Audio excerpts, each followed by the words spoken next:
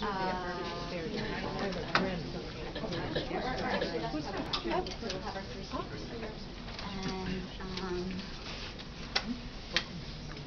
do it. We ready? All right. Well, good afternoon, and thank you all for joining us today. The governor has started an important conversation about the future of our economy and our state. Our economy lags behind, and our tax system is rigged for those at the very top. The governor's plan just makes that worse, and we have a plan and proposal that we think makes it better. Now, there's too much at stake for Democrats to simply sit on the sidelines and not offer a competing vision for how to grow our economy. We reject the governor's failed top-down strategies that have bankrupted states across the country. We believe the economy grows best when it grows from the middle out. And today we are here to offer a counter-proposal, the Better Deal for Maine. And our Better Deal for Maine plan grows the economy by putting more money in the pockets of working Mainers and by making smart investments in our students and our workers so we can grow good jobs and strong wages in our state. And it rejects the failed trickle-down economic policies that give tax breaks to the wealthy at the expense of the rest of us. Simply put, it's middle-class economics. And here's how the Better Deal for Maine works. It increases property tax relief by $120 million. It invests $20 million more per year in education. It prevents property tax hikes by increasing revenue sharing to $80 million to fund local fire, police, and public works. It cuts income taxes by hundreds of dollars for the vast majority of Maine families while asking the wealthiest 5% to pay their fair share. And unlike the governor's plan, it is fully paid for and won't leave a $300 million hole in the budget. So if you're a young family or a senior struggling to keep up with rising property taxes, our deal is better for you. While the LePage budget cuts taxes for large corporations and the wealthy by eliminating property tax relief for young families and seniors, the Better Deal for Maine plan gives direct property tax relief to all Maine homeowners. And if you're a parent, a student, or a worker, our deal is better for you. Governor LePage's budget abandons investments in schools, students, and our workers. Our Better Deal for Maine plan invests in public education from pre-kindergarten through high school, college, and job training programs, ensuring economic success for our students and workers and setting the state on the path for a stronger economic future. And if you live or work in rural Maine, our deal is better for you. Governor LePage's budget eliminates funding for revenue sharing that supports fire and police and public works in Maine communities. The Better Deal for Maine plan keeps the state's promise and increases funding for revenue sharing and rejects taxes on nonprofits. If you work hard and are simply trying to save for retirement or make sure that you set a little bit aside for your kids' college or an emergency, our deal is better for you. If you're a married couple with 2 kids earning a combined income at about $100,000 per year, you'll see a $600 overall tax reduction under the Better Deal for Maine plan. If you're a single mom with 1 kid earning about $30,000 a year, you will see a $177 overall tax reduction, and a retired couple will see about a $200 tax reduction. And in contrast, the governor's plan gives the largest tax cuts to the Maine's wealthiest residents. The governor's plan gives 50% of income tax cuts to the top 10%. And under the Better Deal for Maine plan, 98% of income tax relief goes to the bottom 95%. So simply put, the Better Deal for Maine plan lowers property taxes for all Maine families and invests in our schools and our workers by asking the wealthy and corporations to simply pay their fair share. And I think we can all agree that Maine's tax system is broken. It's rigged for those at the very top. The gap between the rich and the poor is growing as the middle class shrinks. At a time when our economy is struggling and job growth and wages lag behind the nation, the governor's plan shortchanges the very things that make up the foundational pieces of a strong, sustainable economy. Those are investments in schools, public safety, roads and bridges, job training, and health care. And the governor sets the stage for a future budget crisis that will result in deep cuts to our schools. So Maine families deserve a better deal. And that's what we are offering, a responsible and fair plan that prioritizes tax cuts for the middle class, lowers property taxes for all Maine homeowners, and invests in our schools, communities, and our economic future.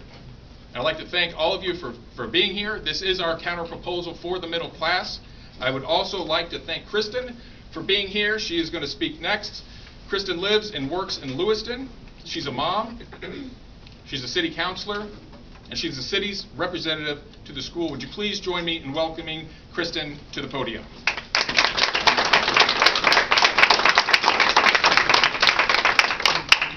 Thank you. Good afternoon.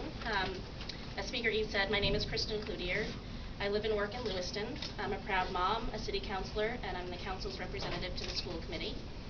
My daughter Ridley is 6, and she's just starting out in our local school system. She attends kindergarten at Farwell Elementary School. And I'm here today because of her and because of how critically important it is that she and the thousands of Maine children like her can get a good education in our state. Having the opportunity to get a quality education means our children have more opportunity for success. It means they have a fair shot. But right now our schools are struggling. They've tightened their belts and made do with limited resources, but they can't afford more budget cuts, and neither can our children. Governor LePage's budget will cripple the state's ability to invest in education. It will undercut our students and young families like ours in order to afford the wealthiest 1% another $10,000 tax cut.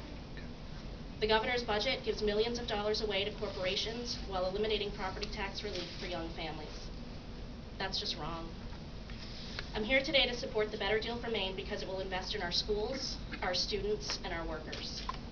It doubles property tax relief for homeowners and invests in vital local services. The Better Deal for Maine makes our tax system more fair. It doesn't rig the system even more in favor of those at the very top. The Better Deal for Maine puts more money in the pockets of working Mainers and asks the wealthy to pay their fair share. It invests in our children and our families. Thank you.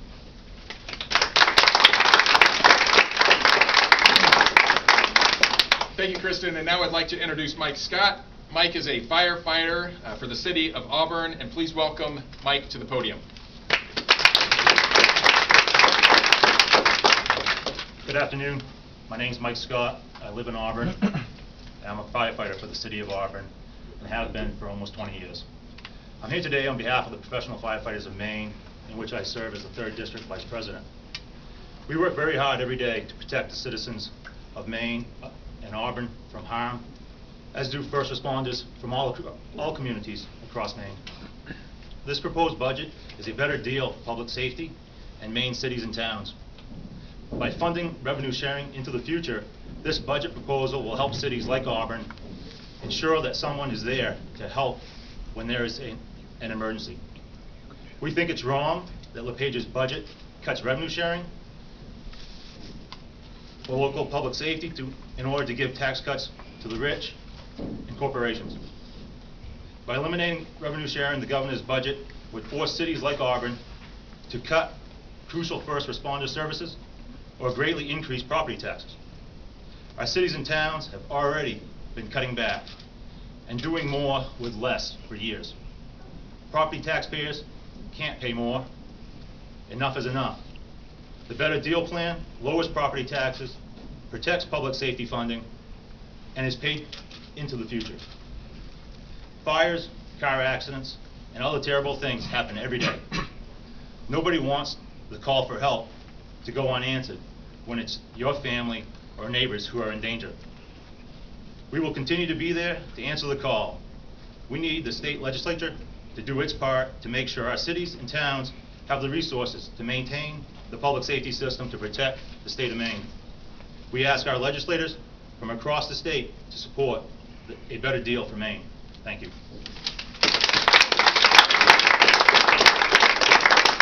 Thank you, Mike. And now, last but certainly not least, I'd like to introduce Jeff Barnes. He's a senior and a veteran from Bangor. Please join me in welcoming Jeff to the podium.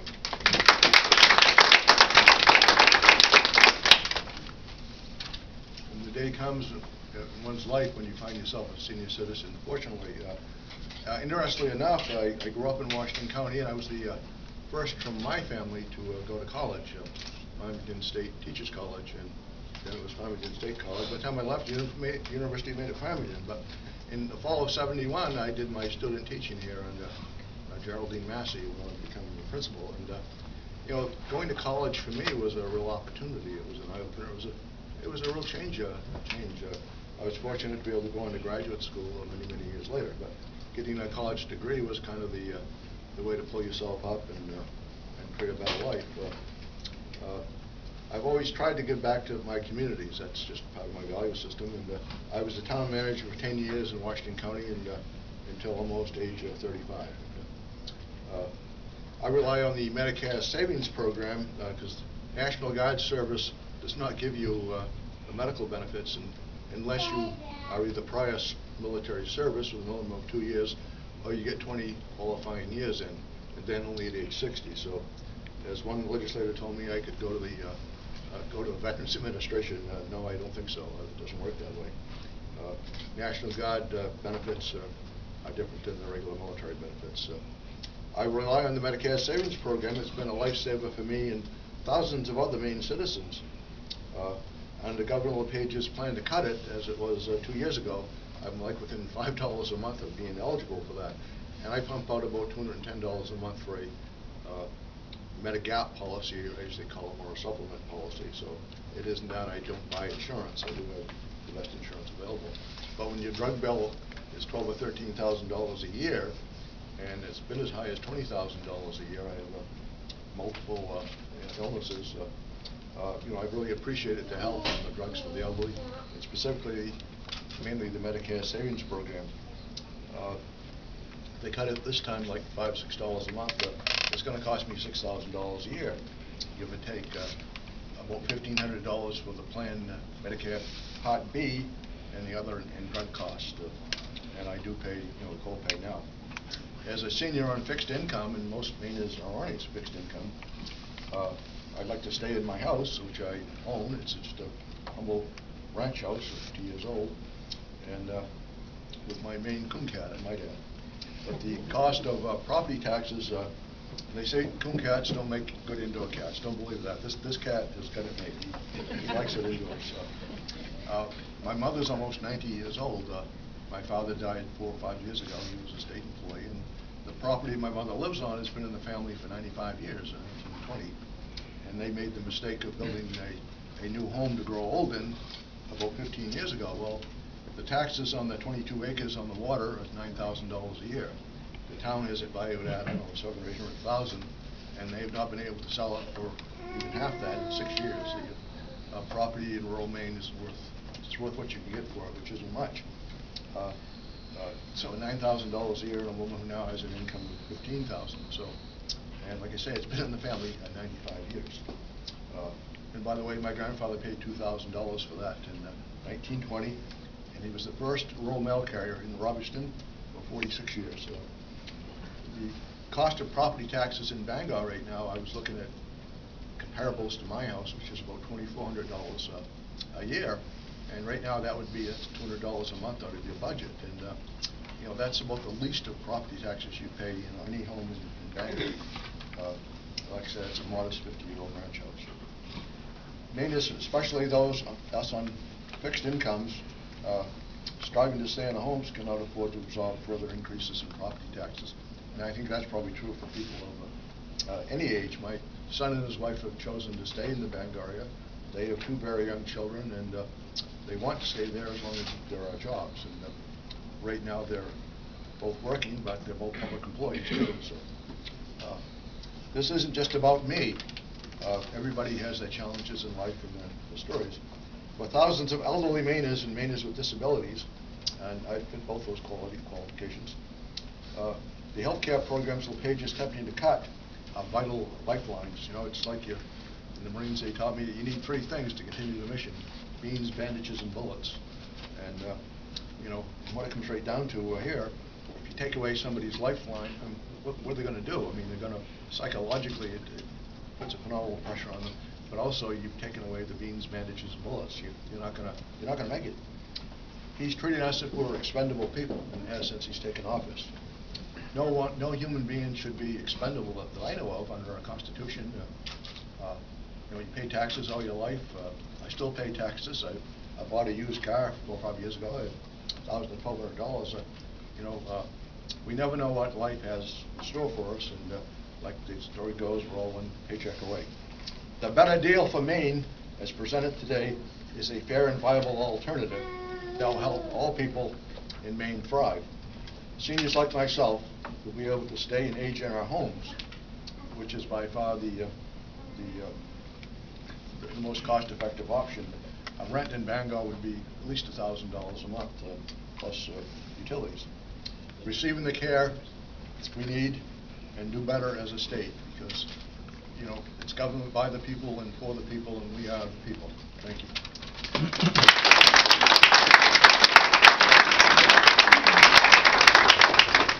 So good afternoon, and thank you for being here. Justin Alfond, the Democratic leader in the Senate. And let me just first state the obvious, that I am very worried about Jeff, Mike, and Kristen, and all the people around the state. If this governor's budget becomes law, we are in big trouble today and in the future. Our schools will be even more underfunded, our roads will get even worse, and Maine's economy will continue to languish and lag behind the rest of the country. We can't let this happen.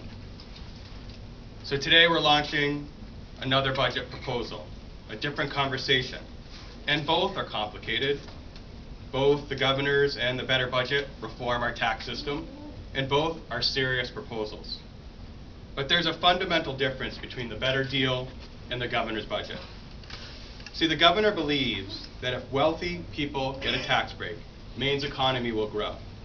That's why his plan gives $10,000 on average to the top 1% of Mainers, while the rest of us only get $145. That's working men and women get $145. Look, I respect the governor's opinion, and I know he sincerely believes his budget. But history has shown that trickle-down economics is a fantasy, and tax cuts for the rich only help one group of people, the rich. History shows us that a strong economy grows from the middle out, not the top down. If working Mainers have more money in their pockets, Maine's economy will grow. If working Mainers spend that money in our downtowns, invest in their small businesses, or donate to a nonprofit, Maine's economy will be stronger. And if middle-class families have great public schools, good roads, and strong communities, Maine's economy will grow. Think of the incredible economic growth America and Maine enjoyed in the 1950s and 60s, when the middle class was expanding and income inequality was at the lowest in modern history. We can have that again if we focus and rebuild Maine's middle class. So today, Maine is at a crossroads, and we need to act. We need to jumpstart our economy. And the better deal is that opportunity to restart our economy and ensure that Maine continues to be a place of opportunity for our kids and our grandchildren. And so today, our better deal shows that we must do this by helping working Mainers and our communities. Today, we put our faith in the hundreds of thousands of working Maine families, and we embrace an economy that works for everyone. The better deal is an investment in people like Jeff, Mike, and Kristen. It's a vote of confidence in Maine's middle class. Today, we offer a better deal for Maine families, a better deal for Maine communities, and a better deal for the state of Maine. Thank you, and I'm sure the Speaker and I will be willing to take any and all questions.